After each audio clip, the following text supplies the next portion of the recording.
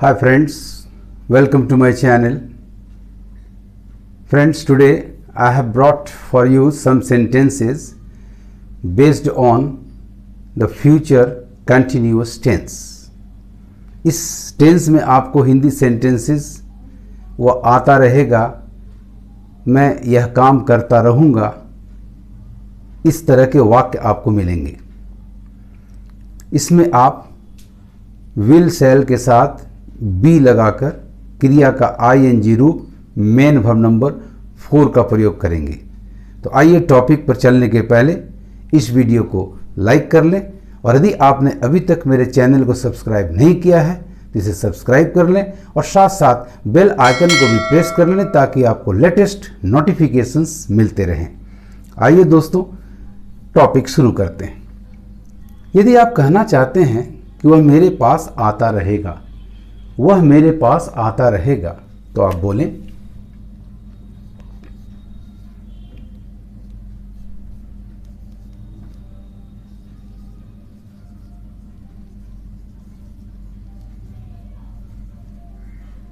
He will be coming to me. वह मेरे पास आता रहेगा। He will be coming to me. मैं तुम्हारी सहायता करता रहूंगा। You say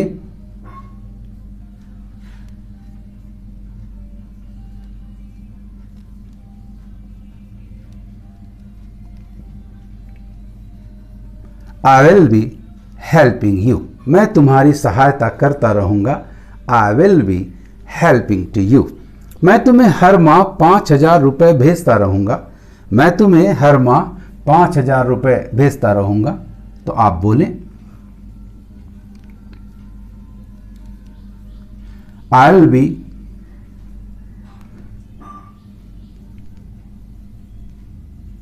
sending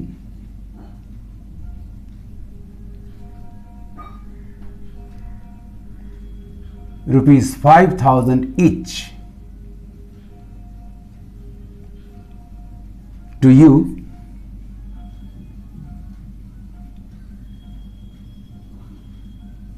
every month.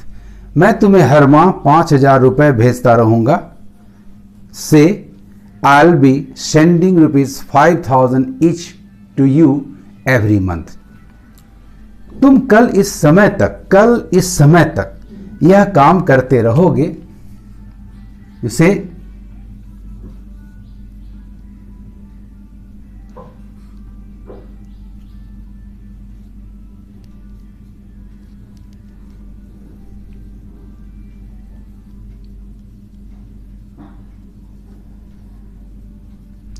You will be doing this work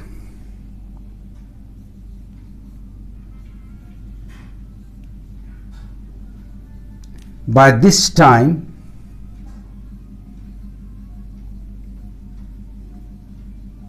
tomorrow. तुम कल इस समय तक यह काम करते रहोगे। आप बोलें You will be doing this work by this time tomorrow. यदि आप कहना चाहते हैं कि मैं तुमसे मिलने आता रहूंगा, से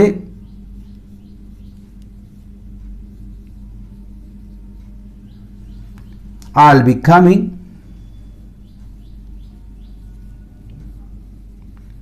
to see you. मैं तुमसे मिलने आता रहूंगा। I'll be coming to see you.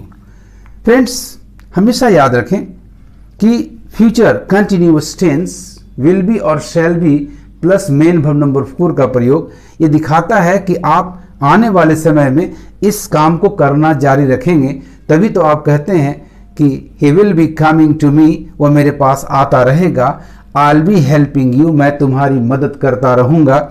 I'll be sending rupees 5,000 each to you every month, मैं हर माह आपको 5,000 रुपये भेजता रहूंगा। तुम कल इस समय तक यह काम करते रहोगे। You will be doing this work by this time tomorrow, मैं तुमसे मिलने आता रहूंगा। I'll be coming to see you. जब भी आपके समक्ष इस तरह का शब्द आए, हर माह 5,000 रुपये मीन्स 5,000 रुपये, तो आप ईच का प्रयोग अमाउंट या उस क्वांटिटी की बात करें जैसे मैंने यहाँ किया है ₹5000 ईच, ये बताएगा कि हर माह 5-5 हजार रुपए आप देंगे। यदि इसमें एडवर्ब ऑफ टाइम आपको मिलता है कल इस समय तक, अगले सप्ताह इस दिन तक, अगले माह इस तारीख तक, तो इसके लिए बड़ा आसान तरीका है कि आप उसके लिए by this time, by this day, by this date, by this month और तब उसके बाद जो बड़ा फ्यूचर टाइम है उसका प्रयोग करें। तो कल इस समय तक बाय दिस टाइम टुमारो, अगले सप्ताह इस दिन तक by this day next week, अगले माह इस तारीख तक by this date next month, अगले वर्ष इस माह तक by this month next year. बिल्कुल आसान है दोस्तों। जब भी आप किसी से मिलने जाते हैं, जस्ट हालचाल लेने जाते हैं, समाचार लेने जाते हैं, कोई खास उद्देश्य लेकर नहीं जाते, तो मिलने के लिए आप शी क्रिया का प्रयोग करेंगे। तो मैं तुमसे मिलने आता रहूंगा, I shall be, I will be coming to see you. मैं पिताजी से चेक लेने के लिए मिलूंगा, एक पर्पस है। मैं पिताजी से चेक लेने के लिए मिलता रहूंगा, I will be meeting my father to take checks. इस तरह से आप बड़ी समझदारी से मिलना क्रिया का प्रयोग करेंगे।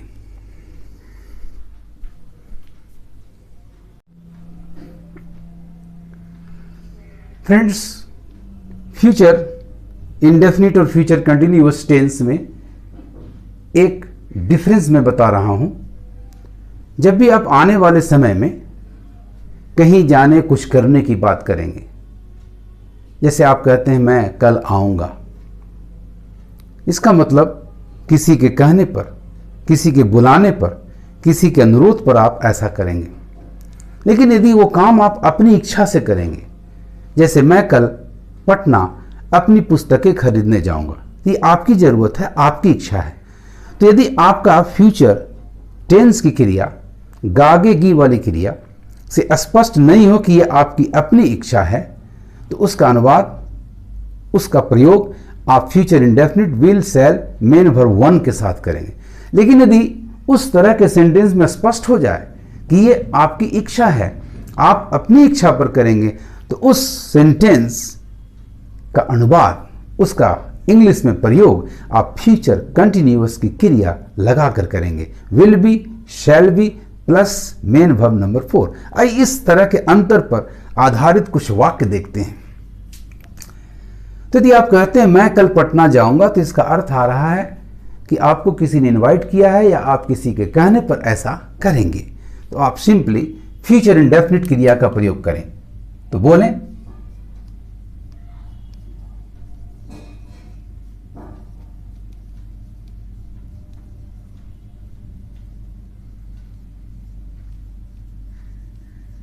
I'll go to Patna tomorrow। मैं कल पटना जाऊंगा, I'll go to Patna tomorrow। अब अगले वाक्य को देखें, मैं कल अपनी पुस्तकें खरीदने पटना जाऊंगा, यानी ये मेरी इच्छा है, ये मैं अपनी इच्छा से करूंगा। तो मेरा अनुवाद होगा, मेरी इंग्लिश होगी I shall be going।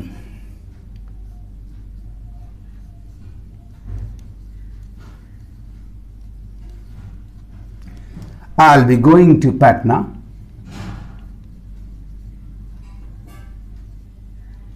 to buy books। I'll be going to Patna to buy books। वह मेरी सहायता करेगा, अर्थात आपने उससे सहायता मांगी है, आपने उससे सहायता के लिए अनुरोध किया है, तब उसने कहा और आपने किसी दूसरे से कहा कि वह मेरी सहायता करेगा। तो फ्यूचर इंडेफिनिट टेंस लाएं।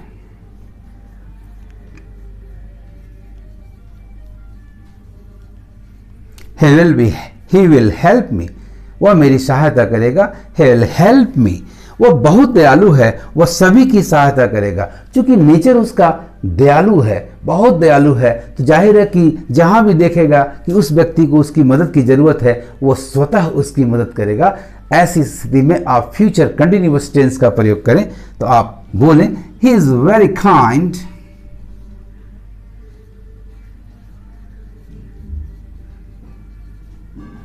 वह सभी की मदद करेगा, सभी की सहायता करेगा।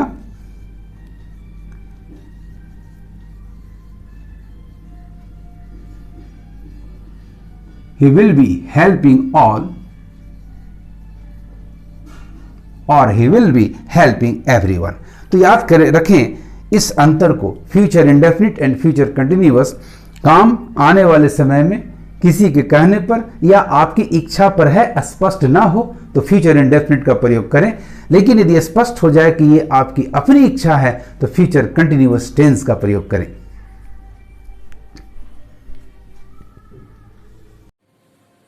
फ्रेंड्स, यदि इस टेंस में, फ्यूचर कंटिन्यूअस टेंस में आप किसी बात को अनुमानतः कहना चाहते हो, संभवतः ऐसा हो रहा होगा, तो उसके लिए फिर विल शैल के स्थान पर आप मॉडल वर्ब मे का प्रयोग करें। और यदि आपका ये अनुमान निश्चिततः ऐसा लग रहा है कि ये जरूर होगा, इस तरह का काम जरूर हो रहा होगा, तो फिर मे के जगह पर मॉडल वर्ब मस्ट का इस्तेमाल करें। बाकी सारे वर्ब के वर्ड सेम रखें। जैसे विल बी डूइंग की जगह आप संभावना में मे बी डूइंग रखें। यदि आपकी संभावना निश्चित झलक रही हो तो फिर मे के जगह पर मस्ट लाकर मस्ट बी प्लस आईएनजी की क्रिया का इस्तेमाल करें। आइए कुछ वाक्यों को देखते हैं। वह इस समय घर पर पढ़ रही होगी, ऐसा आप अनुमान कर रहे हैं, आप घर पर नहीं है, वह इस समय घर पर पढ़ रही होगी। सी मे बी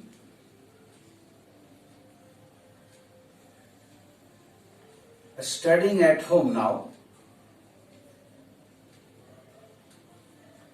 वह इस समय घर पर पढ़ रही होगी। She may be studying at home now. वहां वर्षा अवश्य हो रही होगी, आप स्ट्रेस दे रहे हैं, वहां वर्षा अवश्य हो रही होगी, तो मस्ट का प्रयोग कर दें। It must B.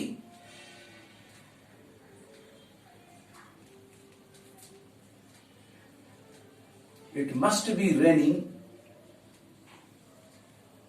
देयर। वहां वर्षा अवश्य हो रही होगी, it must be raining there. वह मेरा काम कर रहा होगा, ऐसा आप अनुमान कर रहे हैं, वह मेरा काम कर रहा होगा, तो बोले ही मे बी